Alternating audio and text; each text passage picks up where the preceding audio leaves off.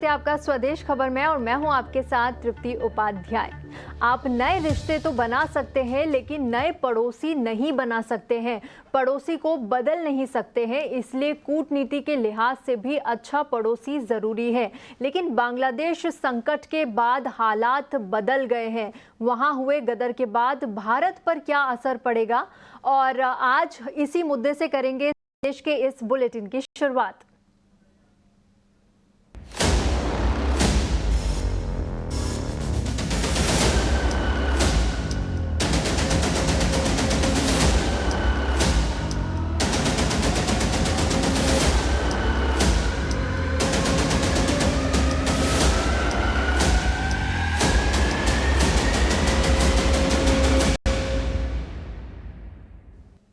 पंद्रह सत्ता से जारी सत्ता गंवाकर बांग्लादेश छोड़ने में शेख हसीना को महज 15 मिनट की मोहलत मिली। बांग्लादेश में हसीना राज का अंत हो गया, लेकिन ना तो बांग्लादेश की मुश्किलें कम हुई है, ना ही शेख हसीना की। सबसे अहम चीज जिस पर पूरे भारत की नजर है वो है कि क्या अब बांग्लादेश में कट्टरपंथी राज शुरू हो जाएगा, चीन का दबदबा बढ़ जाएगा। बांग्लादेश में आरक्षण के बहाने भड़की हिंसा को बढ़ाने में क्या चीन का हाथ है? भारत समर्थक हसीना के तख्ता पलट के बाद बांग्लादेश में कट्टरपंथी ताकतों का राज होगा और इससे सीधे चीन और पाकिस्तान को फायदा होगा, क्योंकि बांग्लादेश नेशनलिस्ट पार्टी के सत्ता में आने का खतरा बढ़ेगा। बीएनपी का तो शुरू से ही इस्लामिक कट्टरपंथियों और पाकिस्तान की तरफ झुकाव रहा है। ऐसे में बीएनपी की नीतियों से पाकिस्तान और उसे दोस्त चीन को शायद फायदा होगा। इन तमाम बातों पर चर्चा करेंगे। विदेश मामलों के जानकार मारूफ रजा भी जुड़ेंगे, लेकिन सबसे पहले हमारे साथ जुड़ गए हैं हमारे सहयोगी प्रदीप दत्ता, जो बांग्लादेश संकट को लेकर दिल्ली में जो फैसले लिए जा रहे हैं वो बता रहे हैं। जी प्रदीप, बताइए क्या अपडेट है आपके पास? 49 साल के बाद एक बार फिर से इतिहास ने अपने को दोहराया। 1975 में वही अगस्त का महीना था जब शेख मुजीबुर रहमान, जिन्हें फादर ऑफ नेशन कहा जाता है, उन्हें एक मिलिट्री कू में मार दिया गया था। उनके साथ साथ उनके कई और परिवार के सदस्यों को भी मौत के घाट उतार दिया गया था। समय शेख हसीना अपने पति के साथ जर्मनी में थी और उस समय भी उन्होंने भारत की ओर मुंह किया था शरण लेने के लिए। और 1975 में वो भारत आ गई थी। उस समय भारत की प्रधानमंत्री थी श्रीमती इंदिरा गांधी, और 1981 तक वो भारत में रही, और 81 के बाद वो बांग्लादेश गई और एक बार फिर से स्टूडेंट मूवमेंट में हिस्सा लिया और डेमोक्रेसी के लिए गुहार लगाई और जनरल इरशाद की सरकार के खिलाफ आवाज उठा दी। 1996 में वो प्रधानमंत्री बन गई और पिछले 15 वर्ष से लगातार वो प्रधानमंत्री के पद पर थी। लेकिन पिछले कुछ दिनों से लगातार वहां पे प्रदर्शन हो रहा था, स्टूडेंट सड़कों पर थे, लेकिन यकायक हमने देखा कि किस तरीके से स्टूडेंट प्रदर्शन जो है एक अलग ही रुख और एक अलग मोड़ लेता गया। हमने देखा कि किस तरीके से डेमोक्रेसी की तरफ जाने लगी, और यही एक वजह थी कि कल फाइनली शेख हसीना को रिजाइन करना पड़ा। उन्हें वहां की फौज ने 45 मिनट का समय दिया। उन्हें कहा कि 45 मिनट में जो कुछ ले सकती हो अपने साथ ले लो, आप किसी और ठिकाने पे चले जाओ जहां पे आपको सेफ्टी प्रोवाइड की जाए। एक बार फिर से अगस्त का महीना 49 साल के बाद शेख हसीना ने भारत की ओर रुख किया, लेकिन इस बार उन्होंने ट्रांजिट की तरह भारत को यूज करने की कोशिश की है। यहाँ कुछ दिन रहेंगी। लगता है कि आज की रात भी शेख हसीना को भारत में काटनी पड़ेगी। यहाँ पे हिंडन एयरबेस जो आप देख रहे हैं मेरे पीछे, इस हिंडन एयरबेस पे कल 5:30 बजे उनका जो हवाई जहाज था लैंड किया गया था, और उसके बाद उनको एक सेफ जगह पे लिया गया है। तब से उनके साथ बातचीत चल रही है। सबसे पहला काम उन्होंने यहाँ की किया नेगोशिएशन यूनाइटेड किंगडम के साथ, क्योंकि शेख हसीना की जो बहन है वो वहां की सिटीजन है। वो चाहती है कि अपनी बहन के साथ वहीं जाके वो शरण ले लें, लेकिन लगता है कि अभी वो कहीं कन्विंस नहीं कर पाई है यूके को। यही एक वजह है कि उन्हें शरण नहीं मिली है। उसके बाद दूसरा ऑप्शन उनके पास है बेल्जियम में भी जाने की पूरी कोशिश की जा रही है। तीसरा ऑप्शन है उनके पास फिनलैंड, यानी कि हेलसिंकी में जाके बसना चाहती है। लेकिन जब तक कोई भी ऑप्शन नहीं होगा, भारत में वो रहना पसंद करेंगी, क्योंकि भारत हमेशा उनकी मदद के लिए आया है। धन्यवाद प्रदीप आपका। और इस पूरे मामले पर चर्चा के लिए हमारे साथ जुड़ चुके हैं मारूफ रजा, जो कि विदेश मामलों के जानकार हैं। मारूफ जी, आपका बहुत बहुत स्वागत है ईटी नाउ स्वदेश में और इस चर्चा में शामिल होने के लिए। सर, सबसे पहले आपसे यही सवाल होगा कि भारत के लिए बांग्लादेश एक ऐसा पड़ोसी देश है जिसमें भारत ने G20 में भी बांग्लादेश को इतनी तवज्जो दी, जो कि एक पहला देश था। इस पूरे मामले को आप किस तरह से देखते हैं, और अगर ये तख्ता पलट हुआ है और शेख हसीना का जो यहाँ से जाना हुआ है बांग्लादेश से, इसके बाद भारत का इस पर कितना असर पड़ेगा सुरक्षा के लिहाज से, अगर हम राजनीति के लिहाज से देखें तो क्या मायने हैं इसके? देखिए, ऐतिहासिक तौर से जब से बांग्लादेश का जन्म हुआ है, दिसंबर 1971 में, भारत ने बहुत अहम कार्रवाई कर कर वो देश को आजाद पाकिस्तान के ग्रिप से और एक स्टैंड अलोन देश बनने की मदद की। अभी उसके बाद कई बार बांग्लादेश में सरकारें पलटी गई। शेख हसीना के फादर शेख मुजीब, जो फाउंडर थे उनके, हमारे महात्मा गांधी जी के बराबर, उनको किस तरीके से आर्मी वालों ने कू करके हटाया, इसकी कहानी हम सबको पता है। लेकिन शेख हसीना बड़ी हिम्मत वाली औरत हैं और उनकी एक बहन भी उनके साथ है, और वो दोनों मिलके अभी इंडिया आ चुके हैं। और भारत में उनको उम्मीद है कि शरण तो मिलेगी। अब कहाँ तक मदद भारत करने को तैयार है वो देखा जाएगा। अभी प्रॉब्लम क्या है इंडिया में कि हमारे जो विदेशी मामलों के कार्यकर्ता जो हैं, जो डिप्लोमेट्स हैं, वो एक कदम आगे उठाते हैं, एक कदम पीछे उठाते हैं, और इस तरीके से कार्रवाई नहीं चलती है। जो बड़ा देश है और जो हिम्मतवार देश है, जब डिसीजन ले ली पीएमओ ने, तो आगे ही बढ़ना है, पीछे नहीं रुकना है। और हमारे लोग जो हैं, ये झिझक रहे हैं कि अगर इस सरकार के साथ हम मदद करेंगे तो नई सरकार आएगी तो उसके साथ रिश्ते खराब हो जाएंगे। अब पहला सवाल ये है कि क्या बांग्लादेश भारत को खिला पिला के पालता है, या भारत बांग्लादेश को खिला पिला के जारी रखता है उसकी कार्रवाई। और ये दूसरा पॉइंट जो है, जो भारत की मदद से ही बांग्लादेश एक किस्म से खड़ा है, और जो फोर्सेस बांग्लादेश के अंदर हैं, जैसे इस्लामिस्ट हैं, जमाते इस्लामी हैं, और ये सब जो ग्रुप हैं, इनसे टक्कर लेने के लिए एक दीवार बना रखी थी शेख हसीना ने। अब वो अगर आ गए, और लगता है अगर बेगम जिया आएंगी तो उनकी पार्टी ने से तो पहले से ही जमाते इस्लामी और जितने मौलाना हैं बांग्लादेश में, उनकी सहायता की है, उनका साथ दिया है, तो ये हमारे लिए अच्छी बात नहीं। दूसरी चीज ये है कि अगर जमाते इस्लामी आ गई तो पाकिस्तान की आईएसआई दूर नहीं है, वो भी आएंगे अंदर, और फिर हमारे पूरे नॉर्थ ईस्टर्न एरिया को, मिजोरम, त्रिपुरा से लेके असम तक, इनके लोग घुसना शुरू करेंगे और तहल पहल मचाएंगे। तीसरी बात यह है कि चाइना बहुत सालों से, शेख हसीना के समय भी, बांग्लादेश को बहुत हथियारों का ट्रेड चाइना के साथ हो रहा था, और कहते हैं कि करीब 80% बांग्लादेश की मिलिट्री इक्विपमेंट जो है, जैसे हमारा रशियन है, तो वो चाइना के थ्रू आता है, और चाइना भी चाहता है उस पर पूरा कंट्रोल। क्यों? पहली बात यह है कि बांग्लादेश की जो कोस्टल रीजन है, तट है, समुद्र के तट हैं, वो चाइना को एक बहुत अच्छा बेस मिल जाएगा, और चाइना वहां से भारत को तो मॉनिटर करेगा ही, लेकिन चाइना वहां से पूरी अपनी साउथ ईस्ट एशिया और साउथ एशिया का नेवल और मैरीटाइम कार्रवाई बहुत तेजी से जारी कर देगा। अभी तो थोड़ा भारत की वजह से रुकावट है।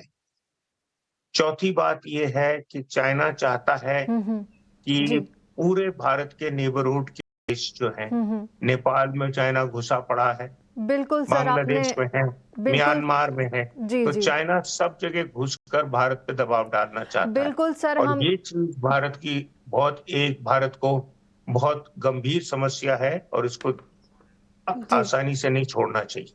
बिल्कुल सर, हम चाइना की बात कर रहे हैं कि चाइना के लिए ये एक फ़ायदेमंद चीज़ होगी कि वो बांग्लादेश के ज़रिए पूरा साउथ पे अपना कंट्रोल कर लेगा। तो क्या आरक्षण के नाम पर जो हिंसा हुई है, भड़काने के पीछे क्या चीन की कोई चाल थी? क्या चीन के इशारे पर ये सब हुआ है? क्योंकि शेख हसीना की सत्ता छीनने के बाद जो नई सरकार आएगी वो चीन और पाकिस्तान को फेवर करने वाली होगी और निशाने पर होगा भारत। तो क्या इसके पीछे चीन की कोई चाल दिखाई देती है? देखिए, ज़रूर है, चीन का हाथ है इसके अंदर। हमारे खुफिया एजेंसी और फॉरेन ऑफिस ये आपको इसका जवाब और गहराई में दे सकते हैं, जयशंकर साहब। और कुछ चीज़ें ओपनली बोली जाएगी, कुछ चीज़ें नहीं बोली जाएँगी। लेकिन अभी-अभी हाल में ही हमारे नेबरहुड के अंदर मालदीव्स में सरकार जो गुड़की थी और नया सरकार आया है। मालदीव्स को हम लोग ने इतना खिलाया-पिलाया है, इतने सालों से पाला है और मालदीव्स के नए जो अधिकारीज़ हैं, उन्होंने ऐलान कर दिया है कि वो भारत के साथ रिश्ते उनके नंबर 2, नंबर 3 में हैं। नंबर 1 रिश्ता उनके लिए होगा चीन के साथ। दूसरी चीज़ है श्रीलंका में आप देखिए, जो श्रीलंका में जो हालत आप देख रहे थे कोलंबो में 1.5 साल, 2 साल पहले, वही हालत आज अब हमने ढाका में देखी। तो श्रीलंका जैसी हालत बांग्लादेश में भी होगी। हालाँकि बांग्लादेश पैसों के मामलों में उसकी वित्त स्थिति इतनी खराब नहीं है। शेख हसीना ने मिसमैनेज किया था, पहले तो अच्छा चल रहा था बांग्लादेश का, करीब $40 बिलियन से ज़्यादा उनके फॉरेन एक्सचेंज रिज़र्व्स थे और अभी 20 बिलियन से ऊपर है। आधा पैसा वो 20 बिलियन कहाँ गया है, वो तो शेख हसीना ही बता पाएँगी। और इसलिए चाइना बांग्लादेश को खड़ा करना चाहता है भारत के खिलाफ और पाकिस्तान चाइना को इसमें सुरसुरी दे रहा है और पाकिस्तान भी यही चाहता है। तो पाकिस्तान और चाइना मिलके चाहे नेपाल हो, चाहे बांग्लादेश हो, चाहे म्यांमार हो, चाहे श्रीलंका या मालदीव्स हो, चारों तरफ से भारत को घेर रहा है। तो हमारी विदेश नीति में बहुत बड़ा एक चैलेंज आया है और हमारे एक ले विदेश लूँगा। मंत्रालय के लोगों को अब तो अपनी नींद उनकी पूरी हो गई होगी। अब थोड़ा जाग जाना चाहिए और ऐसे कदम उठाने चाहिए जिससे ये साबित हो जाए कि कुछ हद तक आप भारत के नज़दीक घुस सकते हो जैसे पाकिस्तान और श्रीलंका में, लेकिन बांग्लादेश में हम आपको घुसने नहीं देंगे। और जो भी कदम उठाने की ज़रूरत है, हमें उठानी चाहिए और हमको इस चीज़ में शर्मिंदा होने की कोई बात नहीं है कि हम किताबी तौर से और कानूनी तौर से चलेंगे। कोई देश, चाइना सबसे आगे, कानूनी तौर और किताबी तौर से चलता नहीं। तो क्यों हमको ही खड़े होके एक देवता का पोज़ीशन लेना है कि हम बहुत अच्छे नेक देश हैं। फ़ॉरेन पॉलिसी के अंदर कोई नेकी काम नहीं करती है और बिल्कुल। करनी भी नहीं चाहिए। बिल्कुल सर, कि फॉरेन पॉलिसीज़ में कोई नेकी काम नहीं करती, जो देश के हित में होता है वही सरकार को फैसला लेना चाहिए। सर, एक आखिरी सवाल, जिस तरह से आपने मालदीव्स और श्रीलंका की बात की, तो क्या बांग्लादेश में जब नई सरकार बनेगी तो हम मालदीव्स की तरह ही वहाँ पर भी एंटी इंडिया फैसलों को लेते हुए देखेंगे? इसका ज़रा सा क्विक आंसर दीजिए। देखिए, मालदीव्स और श्रीलंका की हालत थोड़ी अलग है और बांग्लादेश में काफ़ी सालों से चाइना और पाकिस्तान जोर लगा रहे हैं और शेख हसीना ने उनको रोक रखा था। लेकिन अब जो है, हमको तेज़ी से मूव करना है और एक चीज़ में ये सारे देश लाइन पे आ जाते हैं, अगर आप इनको पैसे की प्रॉमिस करें और फॉरेन एक्सचेंज का एड प्रॉमिस करें। पैसे मिलेंगे, अमेरिका क्या करता है, चाइना क्या करता है, पैसे मिलेंगे, आप लाइन पे आओगे। अगर आप लाइन पे नहीं आओगे, तो पैसे तो देंगे नहीं, लेकिन हम अपनी तरफ से आप पे दबाव डालेंगे बहुत सी चीज़ों में। आपका एक्सपोर्ट है, जो जूट का है, टी का है, आपका जो लोकल इंडस्ट्री है, भारत आपको लाइन ऑफ क्रेडिट देता है एक्सपोर्ट-इम्पोर्ट के लिए और भारत से आपको कई मदद मिलती है भारत के मार्केट में घुसने के लिए। और वो मार्केट में जब भी आप घुसने दें, जब वो पॉलिसीज़ अडॉप्ट करें जो इंडिया के हित में। बिल्कुल सर, मारूफ रज़ा जी आपका बहुत बहुत शुक्रिया हमारे साथ इस चर्चा में शामिल होने के लिए और फ़िलहाल शुक्रिया। और इसी के साथ फ़िलहाल वक्त एक छोटे से ब्रेक का। ब्रेक के बाद बात करेंगे बाजार की।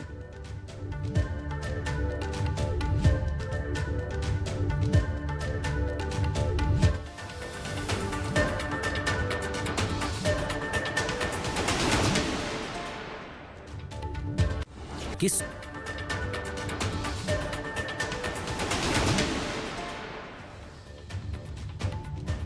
ब्रेक के बाद स्वागत है आपका। और चलिए अब देख लेते हैं कि आज बाजार का क्या हाल रहा। बाजार में लगातार तीसरे दिन गिरावट देखने को मिली। निफ्टी दिन की ऊंचाई से करीब 300 अंक फिसलकर 24,000 के नीचे बंद हुआ। बैंक निफ्टी भी ऊपर से करीब 1,000 अंक लुढ़का। बाजार के दिन भर का हाल बता रहे हैं मेरे सहयोगी अंश बिलवार। तो आज बाजार की शुरुआत तो काफ़ी अच्छी हुई थी, लेकिन मार्केट ज़्यादातर उसे ऊपर होल्ड नहीं कर सका और निफ्टी में देखा जाए तो 300 से भी ज़्यादा पॉइंट की गिरावट नजर आई और 24,200 के नीचे आकर क्लोज होता हुआ नजर आया। 24,200 काफ़ी अहम लेवल है, इसके ऊपर जब सस्टेन करेगा तो ही पॉजिटिविटी इसमें नज़र आ सकती है। और ये तीसरा सेशन है जब निफ्टी में हमें लगातार बिकवाली नज़र आ रही है। जबकि दूसरे ब्रॉड इंडिसेस की बात की जाए तो मिड कैप का यह चौथा सेशन है जब लगातार हमें बिकवाली नजर आ रही है और स्मॉल कैप का यह पांचवा सेशन है जब हमें लगातार बिकवाली दिख रही है। तो ओवरऑल पूरे ब्रॉडर इंडिसेस में भी हमें काफ़ी नेगेटिविटी नजर आ रही है। अब सेक्टर इंडिसेस की बात की जाए तो यहाँ पे Nifty reality top sector gainer के तौर पे नजर आते हैं, जो कि 4 सेशन के लगातार बिकवाली के बाद जाकर इसमें खरीदारी आई है, तो इसमें एक रिवर्सल एक्सपेक्ट किया जा सकता है। इसके साथ साथ निफ्टी आईटी और निफ्टी मेटल ने भी 3 सेशन के बिकवाली को क्रैक करके पॉजिटिवली क्लोज होता हुआ नजर आया। सेक्टर लूजर्स की बात की जाए तो यहाँ पे निफ्टी पीएसयू बैंक नजर आता है, जो कि 6वां सेशन है जब हमें लगातार बिकवाली नजर आए, तो यहाँ पे एक स्ट्रॉन्ग बेयरिश सेंटिमेंट सा बनता हुआ नजर आता है। जबकि निफ्टी ऑटो का यह चौथा सेशन था बिकवाली का और निफ्टी बैंक और निफ्टी एनर्जी का यह तीसरा सेशन था बिकवाली का। तो ओवरऑल मार्केट देखा जाए तो काफी नेगेटिव बनता हुआ नजर आया है। बढ़ते हैं अपने खास सेगमेंट की तरफ, जो है 5 का पंच। खबरों के दम पर किन सेक्टर और शेयरों में दिखा एक्शन, बता रहे मेरे सहयोगी शरद दुबे। जी शरद, बताएं। जी बिल्कुल, 5 का पंच में आपका स्वागत है। और सबसे पहले जो है मैं बताऊंगा 5 अहम ट्रिगर्स या थीम्स जहां पे ज़्यादा एक्शन दिन के ट्रेड में देखने मिला है। सबसे पहला ऑफकोर्स जो बांग्लादेश का इम्पैक्ट है उस पर मैं बात करूंगा और ऑफकोर्स टेक्सटाइल स्टॉक्स ज़रूर फोकस में रहेंगे, क्योंकि जो अनरेस्ट, सिविल अनरेस्ट बांग्लादेश में देखने मिली है तो एक टाइप से पॉजिटिव मार्केट्स एक्सपेक्ट करें, स्पेशली जो एक्सपोर्ट है एपरल साइड में, गारमेंट में, उनको लेके गोकुलदास एक्सपोर्ट्स, केपीआर मिल, अरविंद टेक्सटाइल, किटेक्स जैसे स्टॉक्स में जो है एक अच्छी तेज़ी देखने मिली है। और वही अगर हम बात करें तो जूट वाले स्टॉक्स में भी एक अच्छी मूवमेंट आई है। दूसरा group of stocks of course real estate stocks रहने वाला है। यहाँ पे भी जो है सोर्सेज ईटी नौ स्वदेश को बता रहे हैं कि जो इंडेक्सेशन बेनिफिट्स निकल गई थी उसमें जो है एक टाइप से थोड़ी रिलीफ जो है इन्वेस्टर्स को देखने मिल सकता है। और ओवरऑल जो है रियल एस्टेट स्टॉक्स, प्रेस्टीज, शोभा, ये सारे स्टॉक्स में भी आज दिन के ट्रेड में अच्छी मूवमेंट देखने मिली है। इसके अलावा अगर बात करें तो तीसरा स्टॉक रहेगा सिम्फनी। सिम्फनी में जो है एक अहम बाईबैक भी अनाउंस किया है ऑलमोस्ट 71 करोड़ का, जिसका जो बाईबैक प्राइस है 2500 रुपीज़ का, यानी कि उसमें जो है करंट मार्केट प्राइस से सिग्निफिकेंटली एक बड़े प्रीमियम पे है। नंबर्स Q1 नंबर्स भी बहुत स्ट्रॉन्ग आए थे और उसके कारण जो है स्टॉक में अच्छी तेज़ी देखने मिली है। चौथा स्टॉक BLS इंटरनेशनल रहेगा। नंबर्स लार्जली बहुत स्ट्रॉन्ग आए हैं, अनुमान से बेहतर आए हैं। मैनेजमेंट ने भी गाइडेंस दिया है जब हमारी सिस्टर चैनल ईटी के साथ बात किए, और उन्होंने कहा कि मार्जिन्स आगे जाते हुए एक अच्छा मूवमेंट देखने मिल सकता है। तो हमने तो आपको 4 स्टॉक्स बता दिया, और जो हमारा जो 5वां स्टॉक है वो हमारा खबर गरम है सेगमेंट है, स्पेशल सेगमेंट है। यहाँ पे हमारी जो है डीलर्स के साथ बातचीत हुई तो पता चला कि मैनकाइंड फार्मा में जो है डोमेस्टिक इंस्टीट्यूशन की बाइंग देखने मिल रही है और पिछले 4 ट्रेडिंग सेशन में जो देखा जा रहा है वॉल्यूम्स में इंप्रूवमेंट आई है। कल इंस्टीट्यूशनल इन्वेस्टर्स के साथ भी जो है मिलना है कंपनी का, जो अगस्त 7 है, और इंटरेस्टिंगली इनके Q1 नंबर स्ट्रॉन्ग आए हैं और हाल ही में भारत सीरम का एक्विजिशन हुआ है, जो एनालिस्ट का मानना है कि वैल्यू एक्रेटिव है और कंपनी का भी फोकस रहेगा कि जो क्रॉनिक सेगमेंट है वहाँ पे अपनी मार्केट शेयर बढ़ाए। तो ये 5 अहम थीम्स या स्टॉक्स है जहाँ पे आज बड़ा एक्शन देखने मिला था। End of course packaging stocks और होजाइरी स्टॉक्स में भी जो है अच्छी बाइंग देखने मिली थी और ये ट्रेंड हमने आपको पहले ही ईटी नाउ स्वदेश में बता दिया था। तो ये अहम 5 स्टॉक्स है जहाँ पे आज एक्शन देखने मिला और यही है 5 का पंच। बढ़ते हैं आगे और ईटी नाउ स्वदेश की खबर पर मुहर लगी है। हमने आपको सबसे पहले बताया था कि सरकार रियल एस्टेट के एलटीसीजी टैक्स में कुछ बदलाव कर सकती है। अब खबर है कि सरकार इसकी तैयारी कर चुकी है। पूरी खबर जानते हैं प्रकाश प्रियदर्शी से।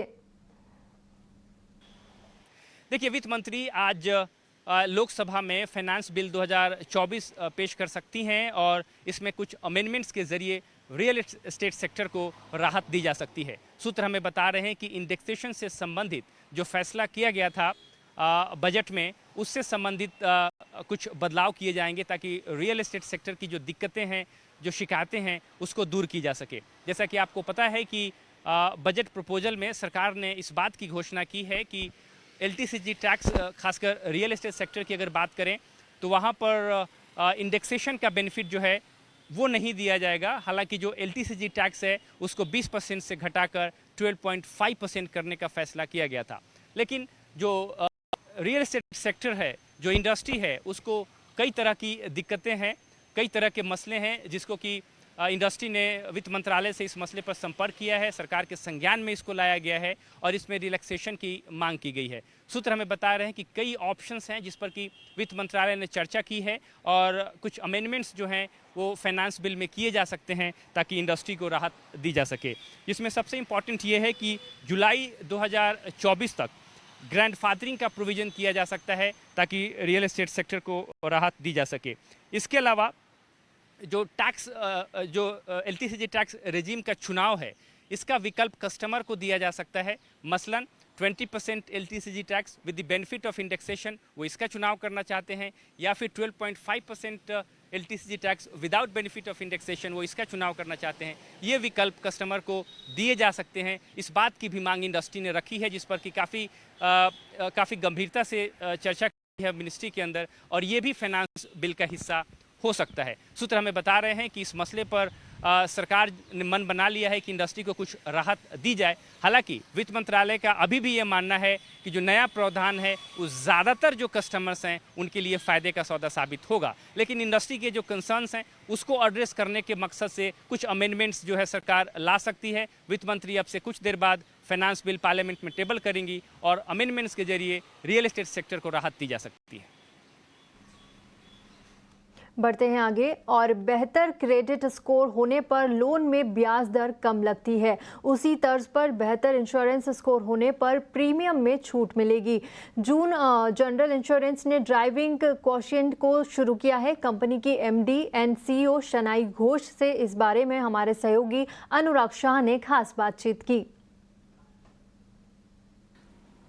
लोन लेने के लिए जिस तरह से सिबिल स्कोर होता है, उसी तर्ज जूनो जनरल इंश्योरेंस ने इंश्योरेंस का स्कोर की शुरुआत की है। मोटर ड्राइविंग क्वोशिएंट को लॉन्च किया है। अगर वो आपका स्कोर अच्छा है तो आपको इंश्योरेंस प्रीमियम में छूट मिल सकती है, वो आपका ड्राइविंग बिहेवियर पता करके टेलीमेटिक्स के जरिए। और इसी पर ज्यादा बातचीत के लिए मेरे साथ है कंपनी की MD and CEO शनाई Ghosh ma'am. सबसे पहले हमसे बात करने के लिए शुक्रिया मैम। ये मानने कि एक इंश्योरेंस स्कोर है जो अच्छी तरह से ड्राइविंग करेगा, टेलीमेटिक्स का इस्तेमाल करेंगे, आपके पास स्कोर अच्छा आएगा तो आप उसको डिस्काउंट देंगे, प्रीमियम कम लगेगा।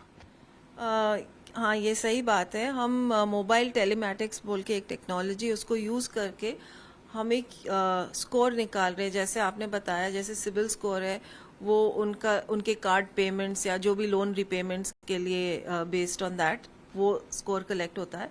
ये स्कोर आपके ड्राइविंग पे कलेक्ट होता है कि आप कितना सेफ ड्राइव करते हो, आप कितना अच्छा ड्राइव करते हो, ताकि जो लोग आपके साथ गाड़ी में हैं उनकी सेफ्टी बनी रहे, जो आसपास है उनकी सेफ्टी बनी रहे। इसको encourage करने के लिए हमने ये जूनो ड्राइविंग क्वोशिएंट को लेके एक प्रोडक्ट बनाया है जो कि है स्विच पे हाउ यू ड्राइव। अगर आपका स्कोर अच्छा होगा तो आपको रिन्यूअल प्रीमियम में अप टू 30% डिस्काउंट मिलेगा। यही नहीं, हम ये स्कोर अपने मार्केट में ओपन करते हैं, सिर्फ अपने कस्टमर्स के लिए भी, दूसरों कस्टमर्स के लिए भी time to time promotion launch करेंगे, ताकि ये डाउनलोड करके 15 दिन अगर ये चलाए और इनको अच्छा स्कोर मिले तो इनको अपफ्रंट डिस्काउंट भी मिल सकता है हमसे। एंड इस तरह हम चाहते हैं कि इट्स सिर्फ प्रीमियम की वजह से नहीं, बट ओवरऑल अगर ड्राइविंग सेफर हो हर कस्टमर की, वो भी एक अच्छा आउटकम है हमारे लिए। और इसी के साथ फिलहाल इस बुलेटिन में इतना ही, लेकिन आप देखते रहिए ET Now स्वदेश। नमस्कार।